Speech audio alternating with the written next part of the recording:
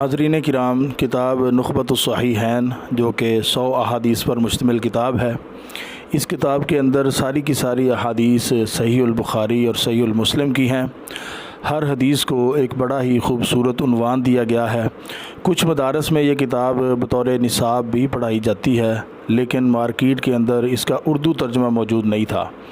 ہم آپ کی خدمت میں اس کا اردو ترجمہ پیش کر رہے ہیں تاکہ عوام الناس اور طلباء کرام اس سے مستفید ہو سکیں۔ 61 احادیث گزشتہ کلپس میں ریکارڈ ہو چکی ہیں۔ حدیث نمبر 62 سے آغاز کرتے ہیں۔ جی بیٹا جی۔ حدیث نمبر 62، تجارت میں سچ کا فائدہ اور جھوٹ کا نقصان۔ عن حکیم بن حزام رضی اللہ عنہ قال قال رسول اللہ صلی اللہ علیہ وسلم، سیدنا حکیم بن حزام رضی اللہ عنہ کہتے ہیں رسول اللہ صلی اللہ علیہ وسلم نے فرمایا، البیعان بالخیار ما لم یتفرقا، خریدنے اور بیچنے والوں کو بیع ختم کرنے کا اس وقت تک اختیار ہے جب تک وہ دونوں ایک دوسرے سے علیحدہ نہ ہوں۔ فَإِن صَدَقَا وَبَيَّنَا بُورِكَ لَهُمَا فِي بَيْعِهِمَا، پھر اگر وہ سچ سے کام لیں اور ہر بات کھول کر واضح کر دیں تو ان کی خرید و فروخت میں برکت ڈال دی جاتی ہے۔ وَإِن كَتَمَا وَكَذَبَا مُحِقَتْ بَرَكَةُ بَيْعِهِمَا، اگر وہ کوئی بات چھپائیں یا جھوٹ کہیں تو ان کی برکت ختم کر دی جاتی ہے۔ حدیث نمبر 63، زراعت و باغبانی کی فضیلت اور اس کا صدقہ۔ عن انس رضی اللہ عنہ قال قال رسول اللہ صلی اللہ علیہ وسلم، سیدنا انس رضی اللہ عنہ فرماتے ہیں رسول اللہ صلی اللہ علیہ وسلم نے فرمایا، ما من مسلم یغرس غرسا، کوئی بھی مسلمان درخت کا پودا لگائے، او یزرع زرعا، یا کھیت میں بیج بوئے، فیأکل منہ طیر او انسان او بہیمہ، تو اس میں سے پرندے چرندے انسان یا جانور کھائیں، الا کان لہ بہ صدقہ، مگر وہ اس کی طرف سے صدقہ ہو جاتا ہے۔ حدیث نمبر 64، فی سبیل اللہ خرچ کرنے کی فضیلت۔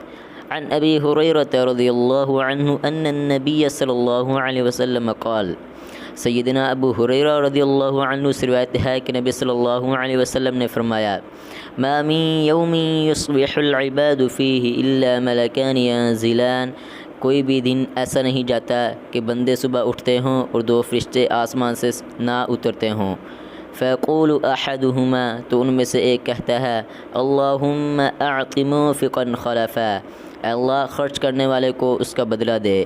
ویقول الآخر، اور دوسرا کہتا ہے، اللہم اعط ممسکا تلفا، اللہ ممسک و بخیل کو اس کے مال کو تلف کر دے۔ حدیث نمبر 65، بیواؤں اور مساکین کی خبر گیری کی فضیلت۔ عن ابی ہریرہ رضی اللہ عنہ عن النبی صلی اللہ علیہ وسلم قال، سیدنا ابو ہریرہ رضی اللہ عنہ نبی صلی اللہ علیہ وسلم سے روایت کرتے ہیں کہ آپ صلی اللہ علیہ وسلم نے فرمایا، الساعی علی الارملۃ والمسکین کالمجاہد فی سبیل اللہ، مسکینوں اور بیواؤں کے لیے کوشش کرنے والا اللہ کے راستے میں جہاد کرنے والے کی طرح ہے۔